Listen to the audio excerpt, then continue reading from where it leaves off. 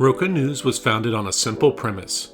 So much of news now is consumed on social platforms, with fewer and fewer internet users clicking through to article pages. After launching in 2020, it gained its initial success on Instagram, where it amassed hundreds of thousands of followers by distilling important news stories into swipeable images. It then launched a daily newsletter that's since grown to over 200,000 subscribers.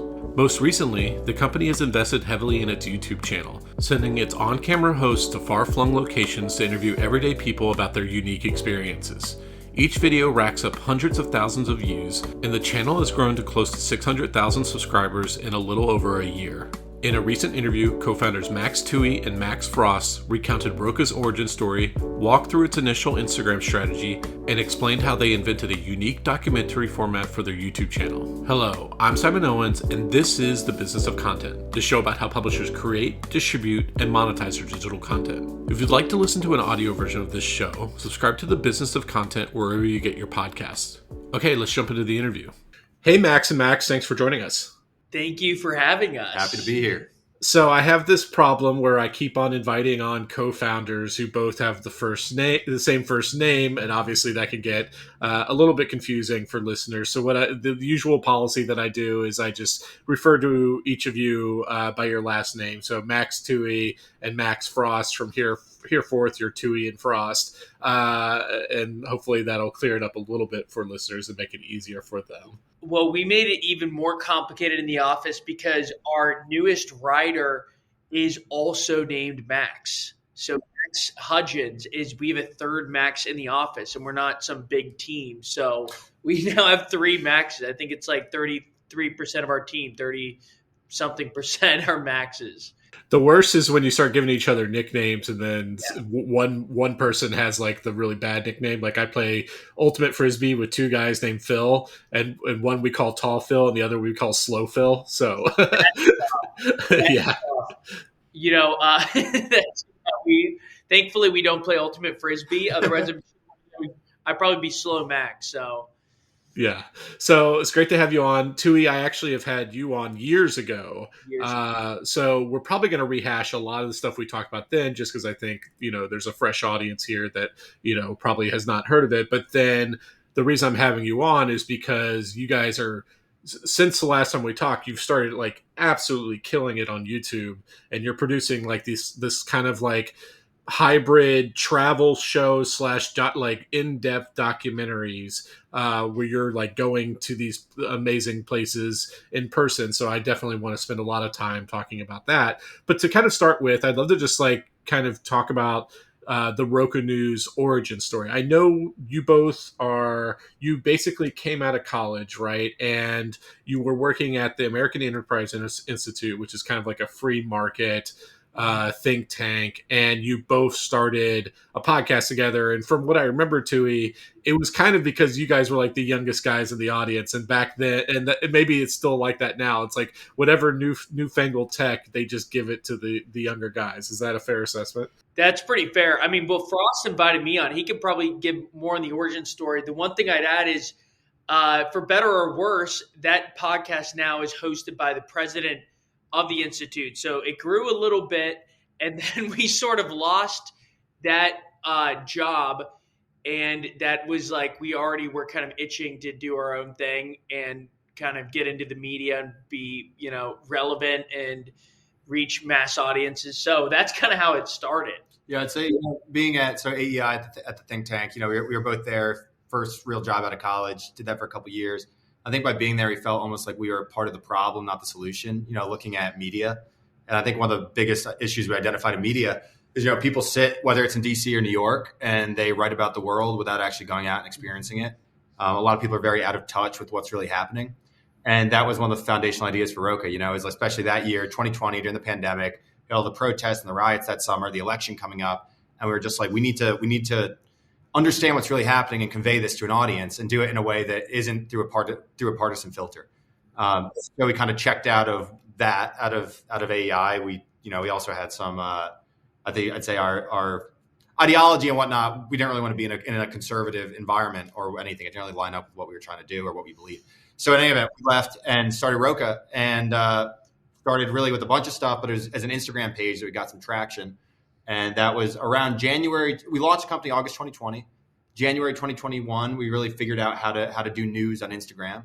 And from there, we've just expanded into a whole bunch of stuff. We've gone through a few phases of the company, and now we're bigger and better than we've ever been. Yeah. So with just to dwell a little bit more on the podcast, AI podcast, like you guys launched it in what, like 2018 was that, or? So it had been there for a while and just had been like neglected. And then essentially they wanted some young blood to take it over.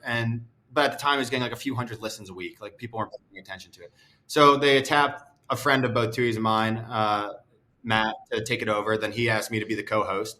Then after a while of doing that, I became really good friends with Tui right here. And then Tui came on as a third co-host. And essentially we looked at it and we're like, this is a massive opportunity. Like we had a podcast, we had a beautiful studio, we had an email address that could get us good interviews. And we're like, why don't we put this to use? So we went out and just started hunting down people we wanted to talk to and getting their attention. And then they came on. But in doing that, we didn't really toe the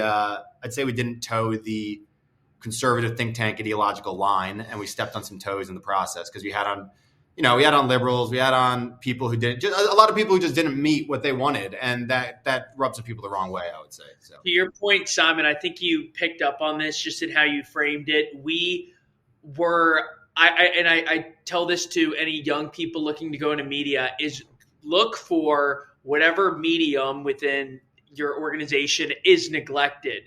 5 years ago, that was TikTok. Anyone who told their editor or boss at a news organization, hey, can I run the TikTok? And they were like, what? They looked at the dancing app. Now they're probably highly influential. They have a very valuable skill set. So we were lucky to just get in there when we did. Yeah. And you got like really high profile people to come on the podcast and stuff like that.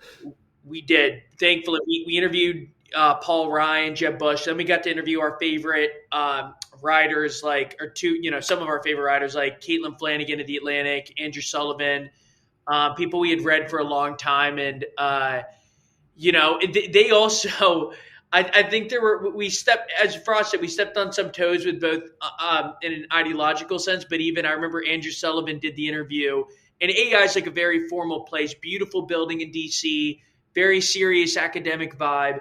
And we go into the basement and Andrew Sullivan's vaping and drinking Jaeger inside the hallowed studio of the, AI, at least that's how they looked at it. And I just kind of remember, that kind of trickled out there. And I think they were like, okay, these guys aren't. And we were trying to be, we liked a lot of the people in the building. I still do, even though we differed on a lot. But anyway, so that was kind of our first foray. Yeah. Have you ever been to his like bachelor plaid / podcast studio in DC? No.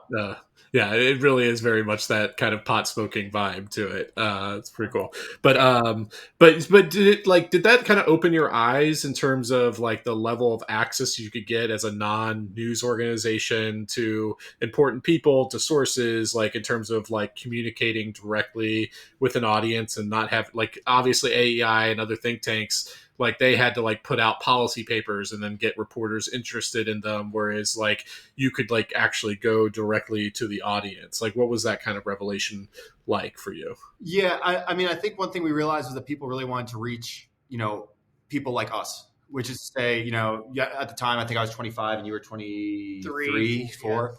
So, they wanted to reach young people and they saw us as a way to do that. And we realized the AEI thing, that it gave us the confidence to go out and do it.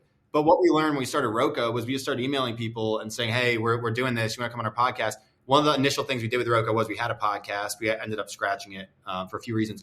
But like we sent out an email to Noam Chomsky before we even had a website or anything, like July 2020. And he was like, absolutely, I'll come on. Other people, Scaramucci, the Mooch, one of the former Trump advisors, he came on. Some big two friends, a DJ, like people just, they want to talk. And if you have a good pitch, and our pitch was like, look, we're trying to reach like the politically disaffected middle 60% of young Americans, which is people who are not, they're not like, I want left, I want right. They're people who just want to know what's going on. And they have a wide range of interests, right? That it's culture, it's politics, it's history, it's anything. So for us, I think it opened our eyes to the fact that, if you have a good pitch and you can portray yourself as having an audience that people want. And the thing is, when we started it, we didn't have that audience. We were kind of saying we did, but we didn't. Today we have that audience, which is great. So that opens a lot of doors in terms of talking to people we want to talk to, getting access to the documentaries we make. just going out. And now we know how to make content for that audience and grow it further every single day. So that's what we try to do now. Yeah, you guys like reached the revelation 10 years after I reached the revelation in like the 2000s when I was like blogging, is that you'd be if you email an important person and say I just want to pick your brain, they won't respond. If you email an important person and say I want to interview you for, a piece of content, you'd be surprised at like how many important people will say yes to that, because there's like at least some sort of value exchange that is happening there. Totally. And I remember we got a yes from Nick Kristoff too. And I also think if you tailor the pitch so that it, sort of addresses their interests. At the time, he had just published a book on his hometown of Yamhill in Oregon. And I remember we interviewed him about the book. So book tours, as I know you know, are also opportune times for outreach. Yeah. So you guys started it during the beginning of the pandemic, Roca News. And from what I remember, Tui, it was like you launched on all these different platforms. Like, as you said, you had a podcast, but you were also on all the social media platforms. But you guys really homed in on the Instagram as kind of the initial kind of place to plant your flag and really grow that initial audience, which you have since expanded into other platforms. What was it about Instagram, and what kind of content did you find in those early days to really work? You want it? Yeah, sure. I mean, when we did that, we were shooting in all these different directions, like you just said, and we just sat down and asked ourselves, we're like, if we were, we are the audience we're trying to reach, right? We're trying to reach people like us. We're like, well, where do we spend our time? And the answer is Instagram. I mean, simply put, like you open up your phone when you're bored, you go on Instagram. That was it. So we just went on there and we experimented with a bunch of different stuff. But it's our other co-founder, Billy, who had the concept for content we call Quick Cards, which is a daily news summary. So, at the time, newsletters were really big. They still are. But like at the time, like Morning Brew, everyone's talking about that kind of stuff. And we were like, well, what if we kind of take that concept and apply it to Instagram, which is to say, bullet point news summaries of big news stories. And every single day we started posting that to Instagram in a way that was made for the platform, not just posting news stories the way a lot of outlets do, but turning it into content for the platform. So we started doing that. And in fact, the first thing, we did it for a few months. I think it was November, October 2020, we initially did it. And then we started for the first time getting positive feedback because we had a very small audience. It was all our friends. But, we could tell people weren't really, they'd say, oh, this is cool. But like they didn't actually like it. And then once we started posting this content, we started getting really genuine feedback from people commenting and shares and stuff like this. And it was small, but we just realized there was a kernel of something there. And then in January 2021, there's a GameStop trading fiasco. And for the first time, we had a story on Instagram go viral. And then we brought in like over 1,000 followers that day. And at the time, we had like 2,000 followers. So we're like, oh, wow, like 50% growth. Let's do this again and again. And we figured out how to grow. And we expanded our content on there. And over time, the thing is with Instagram, it's constantly shifting. So what you're doing, they tinker with the algorithm and one thing changes and you have to keep adapting and creating new types of content and everything. But still to this day, I'd say our core product on Instagram is the bullet point news, the quick cards. I think whenever we've failed, it's been because we've tried to imitate others or kind of copy someone's model as opposed to trusting our instincts. Recently, so for context, we kind of were all in on Instagram for a while. Launched in August 2020 as a company. And then it wasn't really until the beginning of last year that we started doing original on-the-ground documentary style video reporting. However, 5 years prior to that, before we even launched Roca, we just dug up an old email between us talking about how we need to get out there, how we need to go into, it's kind of like the cliche of going into Appalachia, but like, I'm not talking about like go to talk to a community organizer and send a couple emails and talk to someone and do kind of a zoologist style feature on the place. I think we realized that we had to truly get out there. So before we started Roca, we went on a road trip, just talked to people. It was so weird at first. Now we do it all the time. But just going up to people in a small town in Ohio, and you realize, A, how friendly people are, but B, how much you learn by being somewhere. And it's not just a sort of intellectual learning of like how a place evolved, but also what they feel like, how the people feel, how they are. And anyways, I think what got in our way from realizing that vision and insight we had early on at filming and going out and doing this and being in the country was that we were like, well, other places don't. They have podcasts, they have Twitter, they have all this stuff. They have, a staff of writers. They do opinion. And I think similarly, every kind of venture we've done that hasn't worked out at a high level is because we've been kind of, imitative in our approach. And every time we've like trusted our guns and that core idea, it's worked out well. Yeah.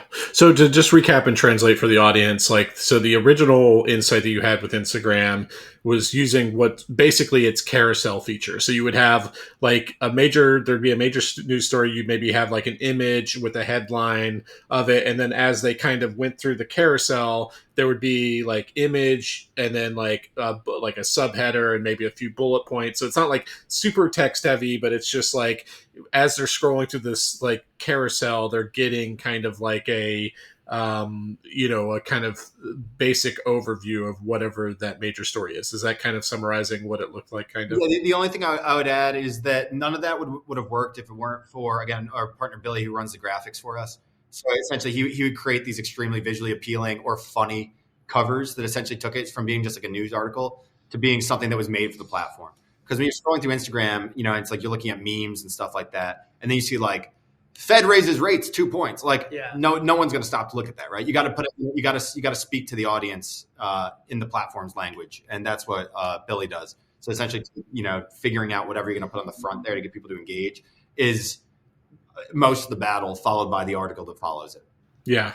And then obviously TikTok really took off, and then Instagram started trying, and then eventually YouTube with YouTube Shorts really started trying to chase TikTok. And Tui, you said that like it wasn't until the last year that you got the idea to go out there. But I remember even 3 years ago when I was interviewing you, watching like this amazing video where you go into some park in New York and you just ask people, you just go to person after person, ask them what's their celebrity lookalike, and then you show, as they're saying the name, you flash the photo of the celebrity, and it's like a really funny interview because actually a lot of them actually ended up looking kind of like the celebrities they looked like. So it sounds like you guys did pivot and start doing like some of that man on the street kind of like social media content. So back to the instinct point. Okay, so first up on that was also funny because we ended up airing probably like, 20% of the celebrity lookalikes because most of the people were just so far off. Sometimes you would get someone, where someone would say like, oh, Brad Pitt. It's like, oh, I would Willem Dafoe. But anyways, you get a lot of these. So what we did at the time was we also realized that for a news company, you want to be relatable. We realized that with meme covers, also we reply a lot on Instagram, which sounds kind of basic, but when we did it in 2021, news companies weren't replying to random comments with quips or jokes or whatever. And so we had developed this personable brand. And then what we tried to do was develop, okay, instead of using TikTok for news, let's do it for more kind of fun, engaging people stuff. And we realized at the end of the day that a lot of that content did very well. It went viral. And we would go around and ask people's thoughts on issues and this and that, more of like a fun page for us to complement the more hard news we did elsewhere. But then we also realized like, okay, is this what we want to be? At some point you're like, how many celebrity lookalikes or what's your ick can you do? And we were like, why not use TikTok, more seriously? And so we started to do, I would say, the real roots of the mini docs we did today were Max Frost travel pieces where we go to different countries, everywhere from Sierra Leone to Ethiopia to Ukraine during the war to Ukraine before the war to South America, all over, kind of documenting different places to Oregon, places in the country, and writing, amazing deep dives, original reporting. So that was one route. I would say the other sort of origin, it's almost like an evolutionary chart where there were a couple different moments. We did like a couple TikTok videos of interviewing a Maine lobster fisherman, of going to the most diverse neighborhood in New York, which we ended up replicating, and just seeing how many languages we could get. So it was starting to go in this direction of a little more serious and out there, but then everyone sort of turned on TikTok and in politics. We were like, do we want to invest on TikTok? And we just never, we were so busy there. We were working on this app. We were working on so much at the time that it was really hard to scale it. But it was kind of funny to see the TikTok go from celebrity lookalikes. And I remember, again, some amazing ones to, people were very specific. They were like Jane from Breaking Bad, and it would be a spitting image or something. And then we went to starting, to get a little more out there, interviewing witches in Salem, going to, rural Georgia to the richest town, or Poorish Town, and we kind of do those series now. So it had started there, but again, it really started with the more original writing. But like we had this appetite. That stuff was so much more satisfying than I think some of the more aggregating types of news that we published then. Yeah. So when you look at the timeline of Roka News, you tried a bunch of stuff. Since you focused on Instagram, then the Instagram started taking off. What was kind of the trajectory, both in timeline and then also like what you actually did in terms of expanding into new platforms? Like I don't know if you're still doing it, but like the newsletter and other stuff like that. Yeah. So I'd say the year of 2021 was the year of Instagram for us. I mean, we really started to grow that January. By the end of the year, we had 1 million followers from nothing. I mean, nothing at the start, 2,000 at the start. So that was that whole year was just dedicated to that. But then by the end of the year, we're like, okay, there's a few things. One, our business was wholly reliant on Instagram, which is just an existential risk you don't want to have. Two, it's hard to sell ads on Instagram. And if you're not doing if you're not an influencer, like in the way that people think of influencers, it's hard to make money off of that. So those two things. And also just like our impact is limited, just an Instagram page. Even if you're doing great stuff, you're still just an Instagram page. So we were like, okay, now what? And then 2022, I'd say was the year of the newsletters. We grew the newsletters a lot. By the end of that year, I think we had one that had 200. We had one newsletter by the end of the year, 200,000 readers, maybe a little bit more even, or probably around 200,000, I would say. 2023, I'd say was the year of the app because simultaneously in 2022, we were building this app. We launched that in 2023. That was our first subscription product.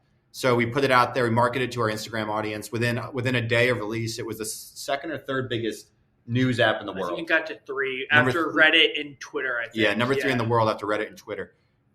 So that was that. And then, by the end with that, we started doing all this original content. And what you were just saying, going to different countries, translating that to reporting. We really started to figure out the original reporting machine we were trying to build and how to monetize it, right, through subscriptions.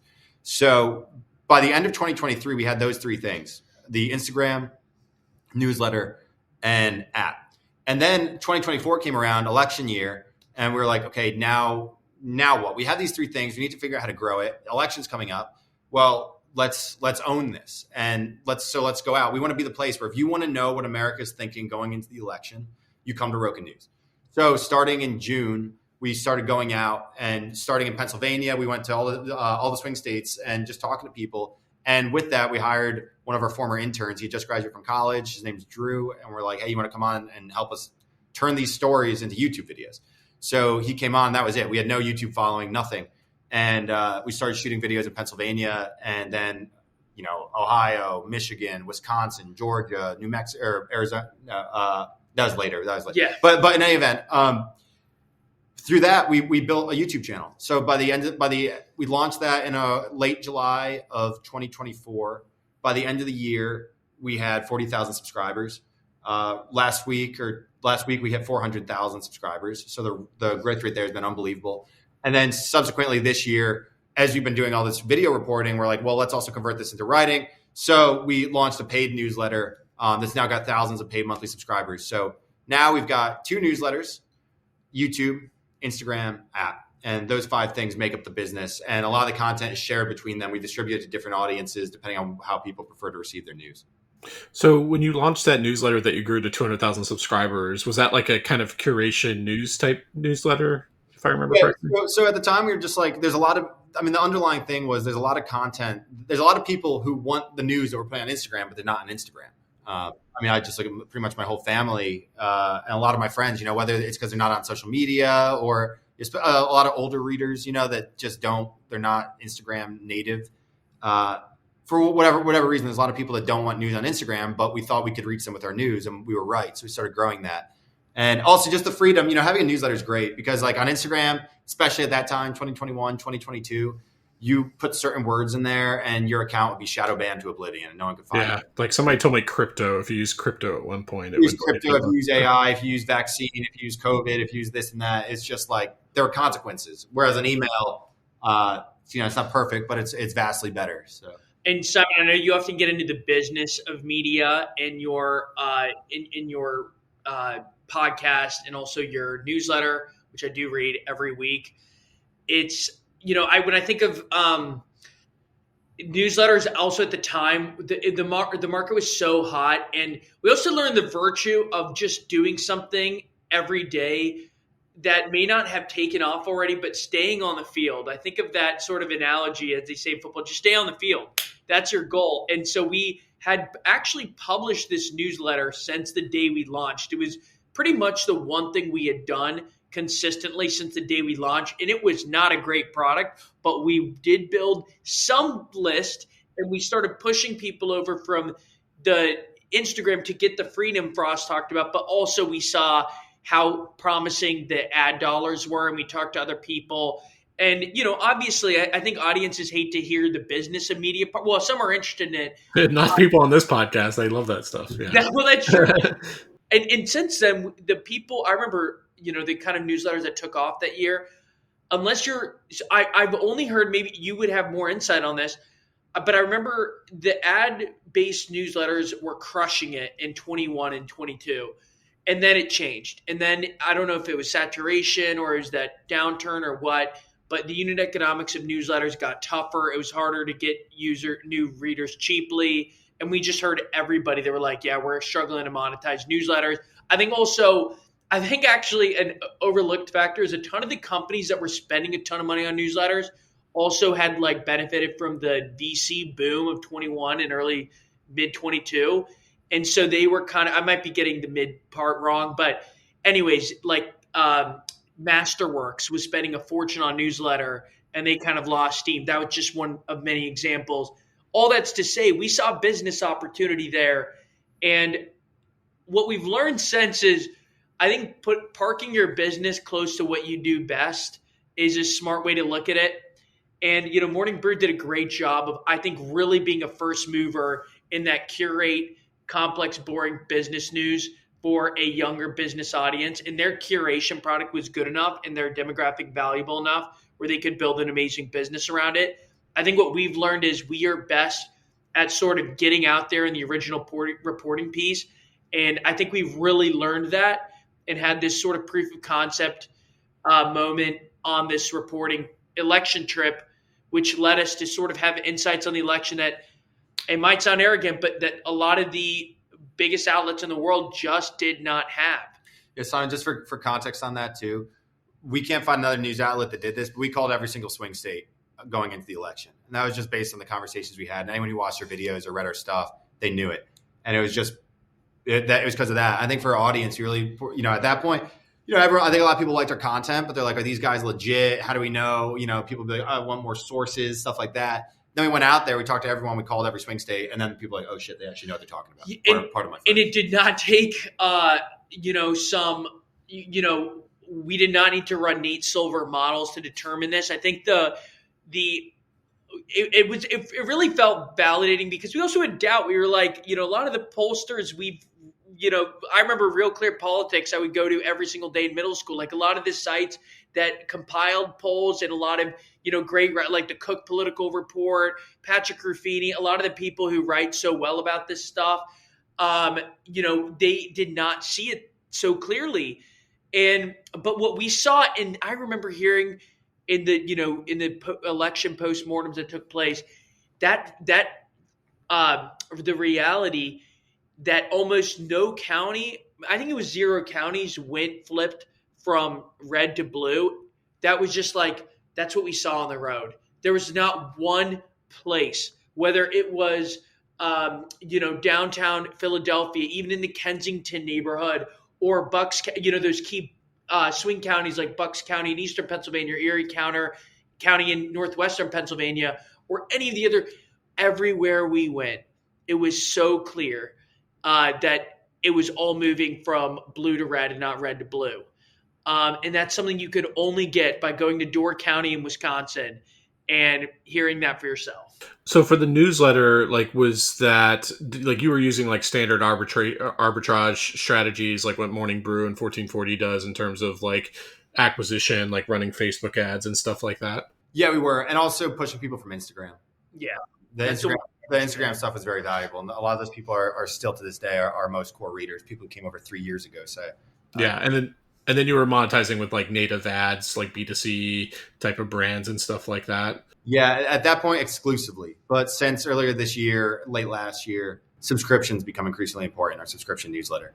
So that's been a unlock for us. So you launched the Roku News app, and you said that was a subscription product. Like what would like you had to like pay to use the app, or there was a freemium model, or what was Yeah, it? it's freemium. And so initially it was freemium, and over time we decided to make it pay to use. It's still kind of freemium. There's a little bit of stuff you can get on there for free, but for the most part, you got to pay to use it. And it's just what we realized: most of the people who are coming to the app, right? It's not strangers to Roka.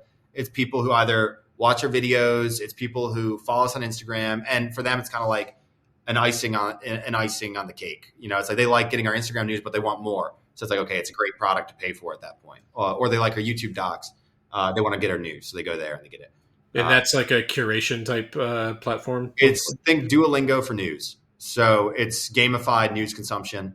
Every day we cover the news. Everything we do on Instagram, the newsletter, just longer, more in depth. There's more content, and there's many news games within there, quizzes, kind of like a geography game, different stuff in there. Essentially geared toward a younger. I won't say young. I'd say like 20s and 30s still mainly for the user base. But geared to just making it enjoyable and rewarding people for consuming the news, right?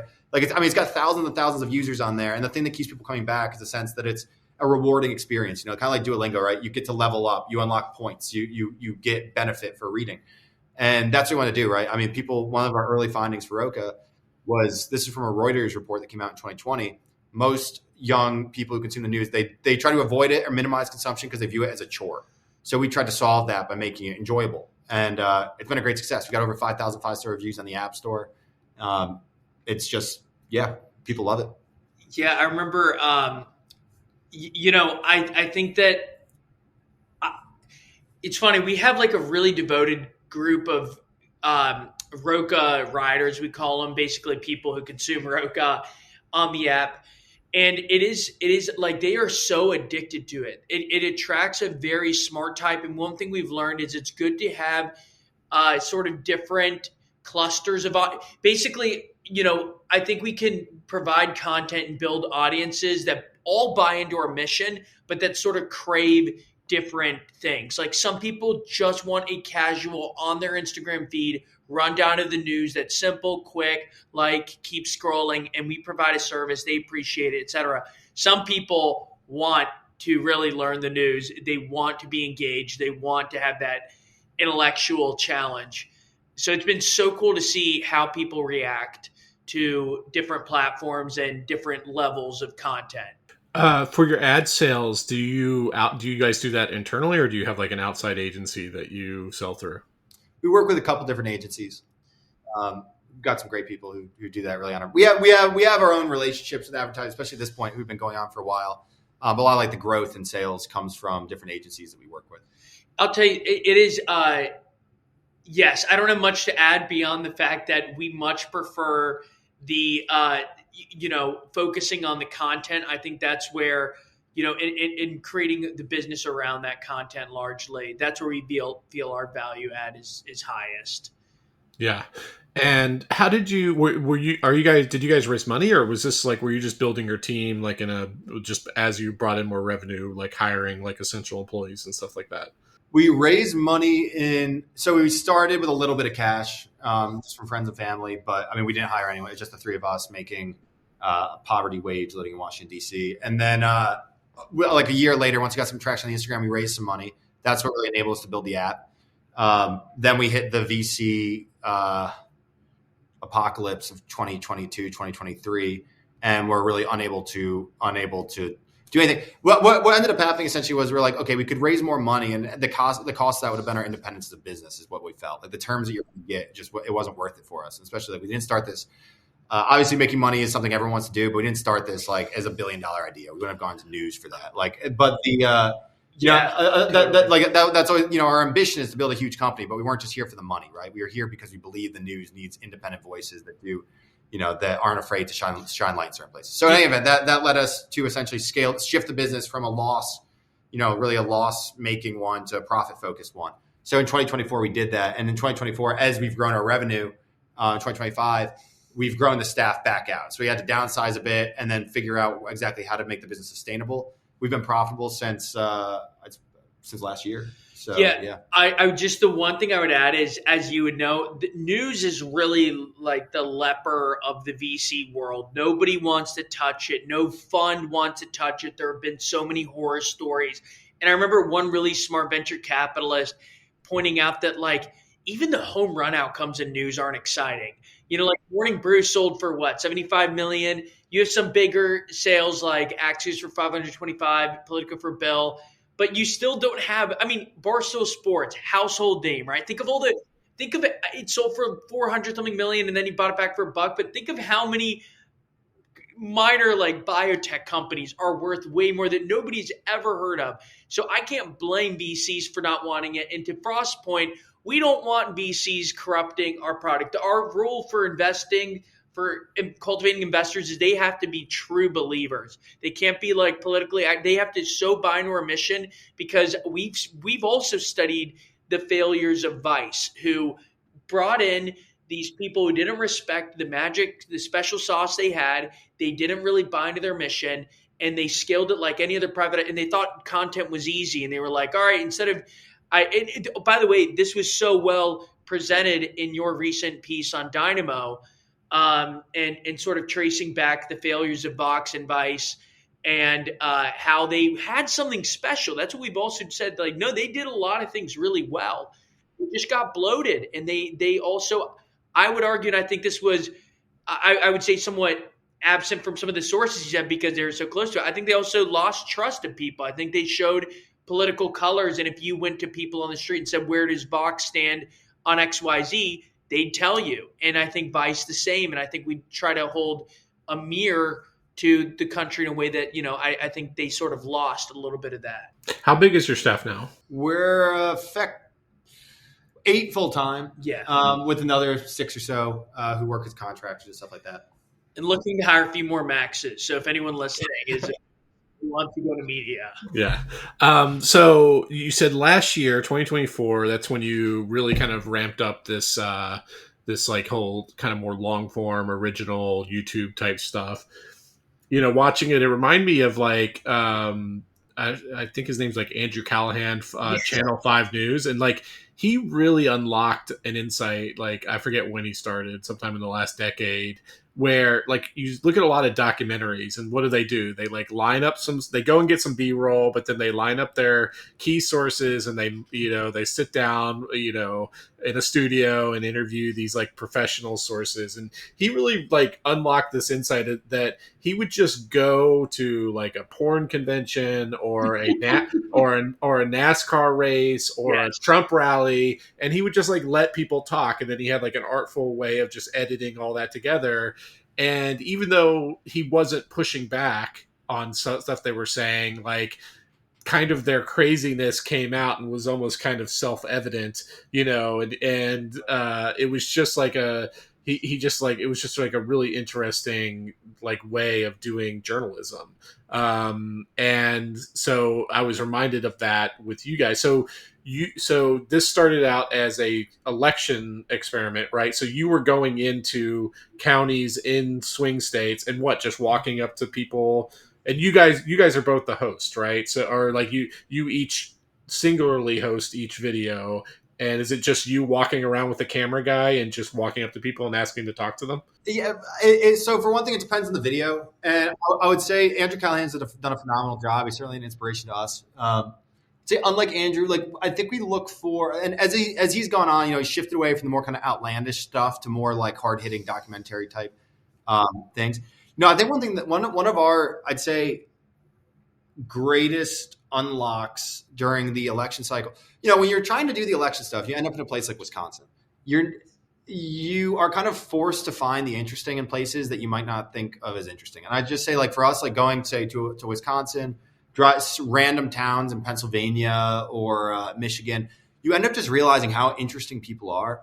And also when you get that relationship with people, and you have conversations, we really try to take our time, like when we're shooting, to like not rush through conversations, right? And not just get a soundbite to really kind of understand the people. And essentially you realize that like America's like 330 million characters. Yeah. And like, if you go out there, great video. I mean, I just got back yesterday from Mississippi, and you go down to Mississippi to some rural town that you would think there's nothing of interest, but you go up, you start talking to people and you just realize there are absolutely fascinating people everywhere. And from doing it from the election, so last November, we went from no to I think 39,000 subscribers on election night. And then we're like, then we're like, now what? Like that was good, but like now what? And then 3 weeks after that, we took a couple week hiatus as we figured out what to shoot next. And 3 weeks after that, we put out our first video post-election.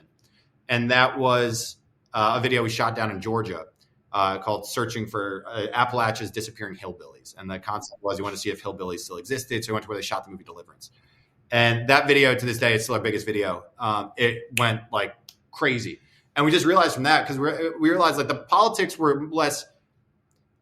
gave us a reason to go to these places. And then once you realize that going to these places, you could tell really interesting stories and help people understand the country, we realized we're like, oh, well, every single town in America, every city, every countryside has something for us. So since then, we've just been hitting the pavement constantly, going out talking to people. Yeah, our goal is if you watch our channel for a year, you understand America better than any other YouTube channel.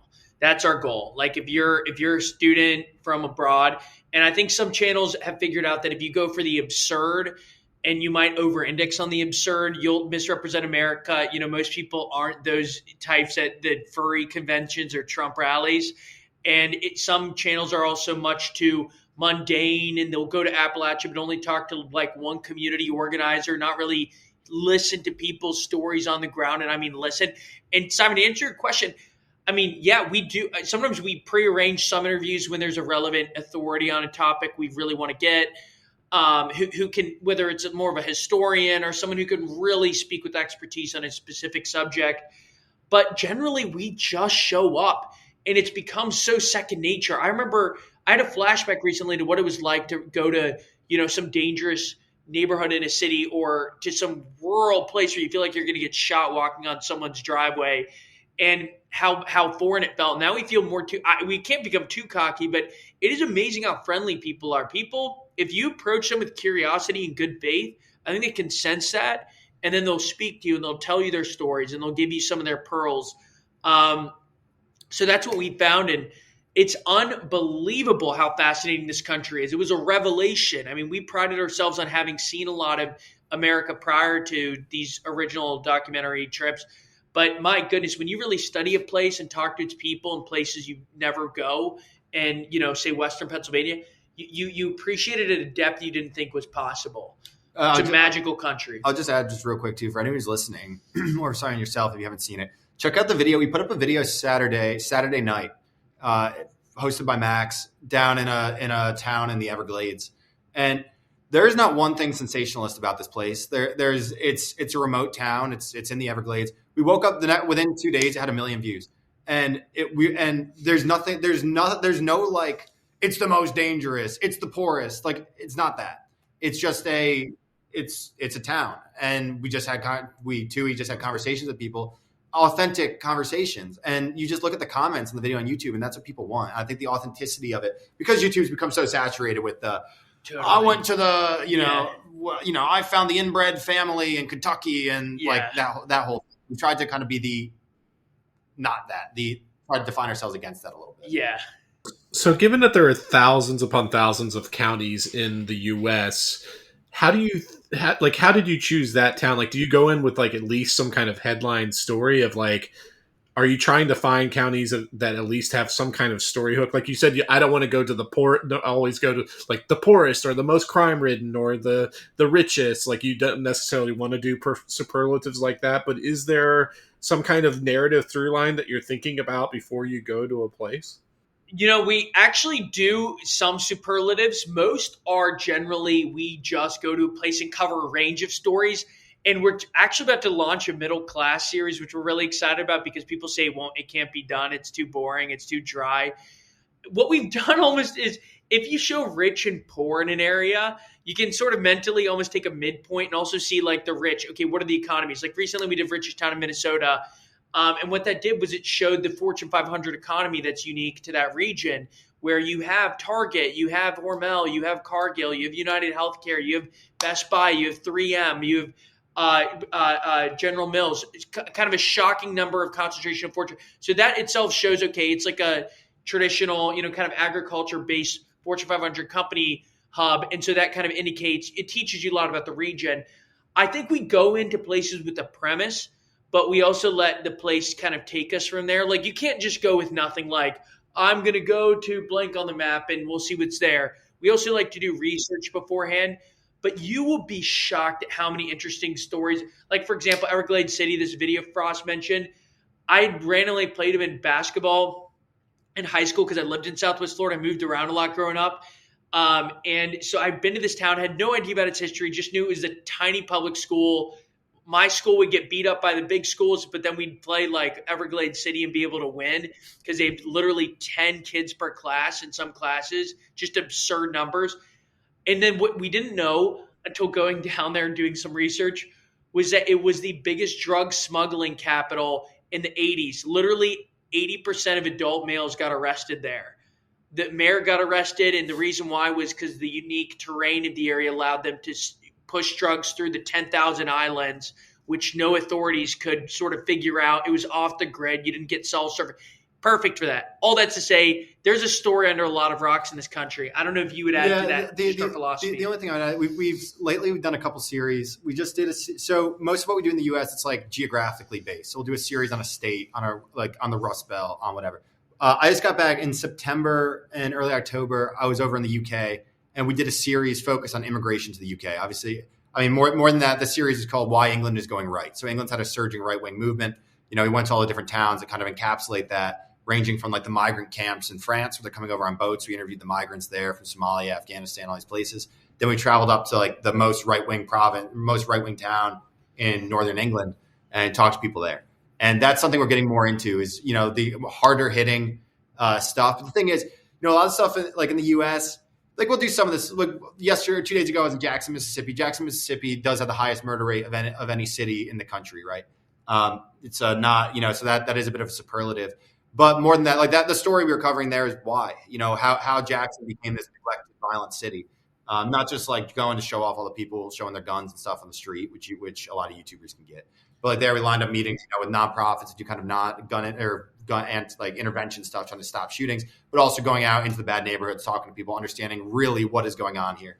So some stuff does have an angle, traditional journalism, but a lot of stuff it's just capturing the way people live. We think that's really interesting. And is it just you getting, like, for instance, when you're doing one, is it you just getting on a plane with the camera guy and going? Like, is it just two of you usually?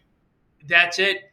Plane or car ride. It's super lean, and that helps for organic conversations because you could not walk around and get the combos we get in Appalachia or downtown, Philadelphia or, Flint, Michigan, if you have a big crew. So it's good for business and it's good for content. I would say. The moment you get out the boom mic, the people are not going to tell you what they really think about Trump. So. Exactly. And then, like, what's the editing process like? Is it just you there with, like, Premiere Pro or whatever it's called, just editing it yourself, or do you have someone who's doing that? So the people, whichever camera person shoots, we've got a team of 3 videographers. Each of them is a videographer / editor. So one of them will go on, whichever one's available, will go on a trip with one of us. And then we get back and we'll try to batch stuff. So if we spend, a week in Mississippi, we'll get a bunch of videos. We'll come back, and then for the next maybe 6-7 weeks, that videographer is there chopping each of those up into videos. We do the scripting. We oversee, a lot of that process, but our videographers are amazing. The guy who helped us start, I mentioned before, Drew, he runs the video operation. We got a great team. Really, I mean, we're very lucky. We almost, just one other comment on like the types of stories in our approach. We almost find it challenging how to make a place interesting or kind of like whenever we're like, nah, that's not interesting. We sometimes go like, why? Like, for example, I was thinking of a post-Thanksgiving trip on Monday, Tuesday, the week after next. And I'm thinking of going to Rhode Island. And at first I'm like, what's in Rhode Island? Like, why would anyone ever want to go there? I hope you're not from Rhode Island, Simon. But, and I've been there. I like Rhode Island. I've been to Block Island. It's very pretty. But now I think there's like a challenge to just showing, like, one of our most popular series ever was on New Mexico. I mean, and of course it's an interesting state, but like, you would not, when you're like where to go in the U.S., you would not think New Mexico is your first bet. But every place you kind of can be surprised on how fascinating they are. So if you're going to Mississippi, you're like literally doing several videos in Mississippi? You're like, where like 3 different places we can stop in Mississippi? Yeah, normally, I mean, we'll talk to our readers a lot. We'll say we're going somewhere, and then we'll solicit DMs or emails from them, comments on YouTube, and then we look at what they recommend, what we should check out. Like, so in Mississippi, we went to we're doing a video on Ole Miss football. Went to Oxford, where University of Mississippi is. We went to the Mississippi Delta, a place I've always been fascinated by, and blues music and everything that has come out of that. Jackson, Mississippi. Just knew from people, from what conversations I've had that it's kind of it's a rough city. I wanted to understand a bit more about that. Went to some really prosperous places in Mississippi too, to kind of see the other side. And then also Mississippi, there's a county there. It's the poorest county in America. So I went there, talked to people there, figure out what's really happening. But in each place, it really ends up, it's very, you don't know what's happening. It's not like, okay, if I want to know what's going on in New York City or something, there's so much media attention. It's like, if you do enough research, you can find interesting things in New York. Claiborne County, Mississippi, good luck. No one is writing about it. No one is making videos about it. The only way to possibly know the story is to go down there yourself. And then to get down there and to talk to people. And once you have enough conversations, you start to realize there's a trend here. Okay, let's look deeper in this. A county north of there that we stopped in, I had no idea about this. The worst mass shooting in America this year took place in a Mississippi town last month, October. Never even heard about it. And I'm sure it was in the news. 18 people were shot, 7 people were killed. And you get there, you start talking about it. Everyone's talking about it. I mean, it is the talk of the town in these places. Why? What's going on here? As you pull back, the layers of the onion on that, you find out it's, there's all these layers of violence. It wasn't an unknown. It wasn't just a random mass shooting. It was a targeted act that went wrong. And this, why? You keep asking why? And then you find the story. So, you go to Mississippi, we ended up, I'd say this series I can't wait to get these videos out, because the stuff we got was phenomenal. The people down there, the warmth, the openness is incredible. But that's true everywhere. But some places in the South, I'd say it's a bit easier to get people to open up. There's a bit less fear, I'd say, of speaking on camera versus in the North. Mm-hmm. So it's easy to find stories and get real stuff. But anywhere you go in this country, if you ask enough questions, you have enough curiosity, you can find unbelievable stuff. Yeah. New Haven, Connecticut, totally. Westchester County. There's no place that you can't find a great story to tell. And our one thing we're like, we want to represent what this place is actually like, not represent the most violent, the poorest, the richest, what it's actually like. And how much are you chopping that up then also into like short form for like TikTok and Instagram and YouTube Shorts and stuff like that? Not enough, honestly. Not enough. But we do post on Instagram a reel from pretty much each place where that it's like 2.5 minutes. We don't want it to just be like a quick hit or some sensational moment. We do like to capture the place for like 1.5 minutes or 2.5 minutes. But we are talking about how to expand. Again, YouTube's amazing in that you get the biggest audience in the world there of any social platform. At least among young Americans, I think 90% of Gen Z use YouTube once a month, and it's lower for every other platform.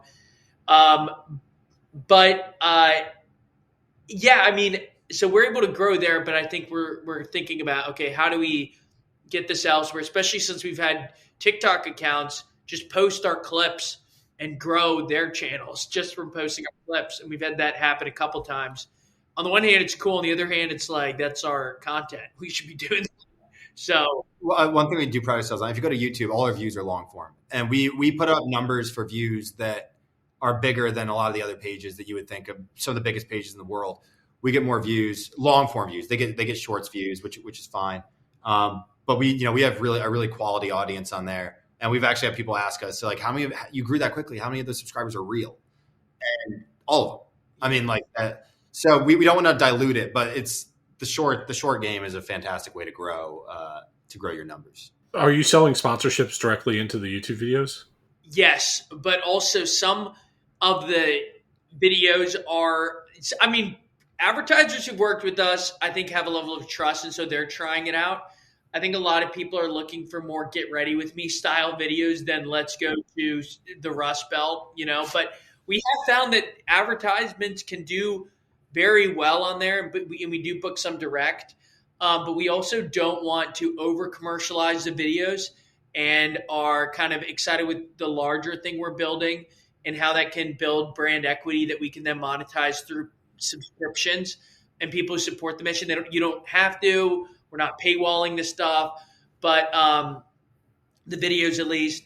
I guess all that to say is I think we are less interested in how can we get Factor Meal to sponsor us, and more interested in how can we make amazing content that grows our brand and that really meets a need people have in the media space. And so you said that you launched these paid newsletters, which you said that what are you doing on that front? Like, it sounded like you're converting some of this stuff from the videos into newsletters or something. Yes, some of it. I mean, so we send it out every single morning, 7 a.m. Eastern time. And part of it is that. But the reason we started this year, the main idea of that is cut through the noise. There's so much stuff that you hear. You don't know what's true. You don't know. I mean, the list is endless, especially since Trump took office. So if something happens, it's like, what's this actually mean? What's actually happening here? So this week we're running a 3-part series on money and politics, right? You always hear about PACs, super PACs, APAC, whatever. We're doing a 3-part series on the Citizens United ruling and how it led to the rise of super PACs and dark money in politics. And the idea is just help people understand. I mean, it's some of the stuff we do is the original reporting. It's this other stuff. A lot of it, though, it's original reporting, but not on the ground stuff. I'd say it's like 70-30, 30% like on the ground reporting, kind of like what we do on YouTube. 70% long form content. And the idea is just like the whole premise of the YouTube video is understand America. Come with us, see what it looks like. That's it.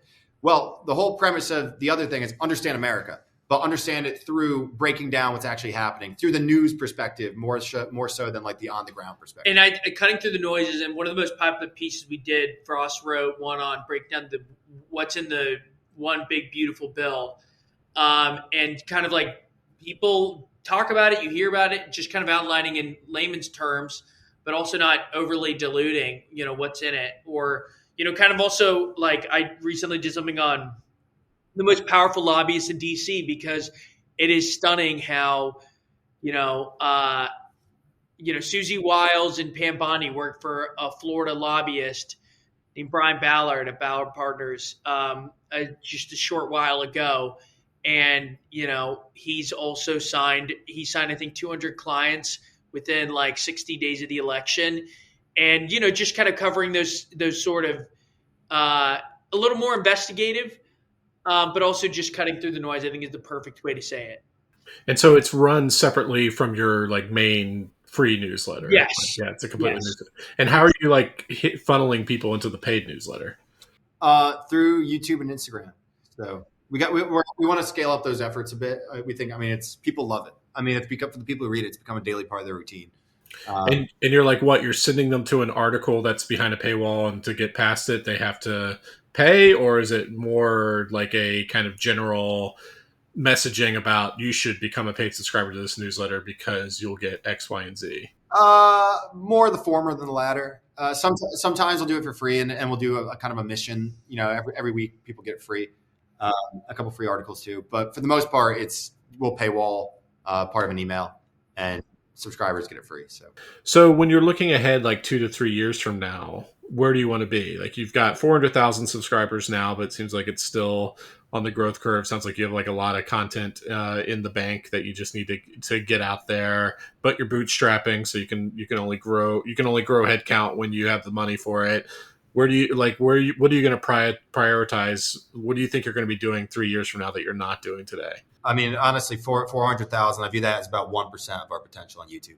The stuff that that's not hyperbole. Right now, there's such a hunger to understand what's actually happening in this country, and it's changing every single day. There's more of it. Everyone wants to tell you what's happening. Everyone sits in a studio and on these podcasts, journalists, YouTubers. They're like, here's what's happening. Here's what you need to know. Here's what you should think. Here's what you should do this.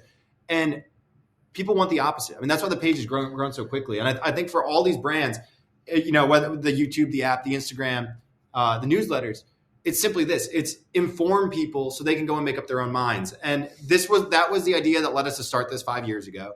And now I'd say that is more needed than any point ever before. I think we also want to capitalize when we think about what people crave and how best to engage them. I'm very bullish on the live events and real community spaces and I think a lot of news companies, just like they did a lot of reporting wrong in a way that people didn't really love, I think there's a big opportunity to figure that out. So I think we want just a really vibrant community that comes to us to understand America, and also to sort of create this good faith, hyper curious culture around news and the world. I mean, I think that ingredient of just hyper curious we like because it's a little more optimistic. It's not partisan. It's an openness to ideas, but it's also good faith. And I think a lot of people are like, let's expand the Overton window to the point where we have a bunch of bad faith actors who make compelling content for algorithms, but are just tearing the country apart and poisoning minds. So we very much have like more of a hyper curious approach. And that's what we want to bring to life through communities and, making sure that our audience has basically the best access to quality conversations and fascinating original reporting of any news company in the world. Do you think you want to expand beyond like kind of man on the street interviews to like that kind of more expert interview stuff at all, where you're interviewing a politician or you're interviewing a healthcare expert about why these drugs cost this price or anything like that? Or is that, do you want to leave that to other media organizations that are already doing that kind of stuff? I mean, as it is, we do it when needed. I mean, politicians give the political line. I mean, and that's what people hate. Like you go to, we've interviewed mayors, we've interviewed members of Congress and, heads of agencies and stuff. They're going to tell you what the government says. They're going to tell you what their political line is. I think a lot of viewers are like, don't waste their time with that.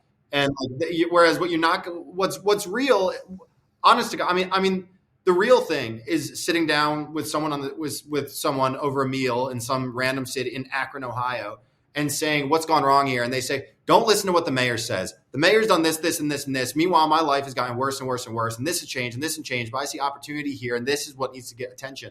That's what people want. So, we'll do some of that. And there is, we don't want to devalue all expertise, but also like a lot of expertise has been proven wrong. And like a lot of stuff that was just taken for granted that like, oh yeah, well, the economists say this, so this is the truth. Okay, well, the economists say a lot of things. And when you go out to swaths of this country and they're dead and you're like, well, the economist said this was a good thing. So we don't necessarily aspire to like have those sources.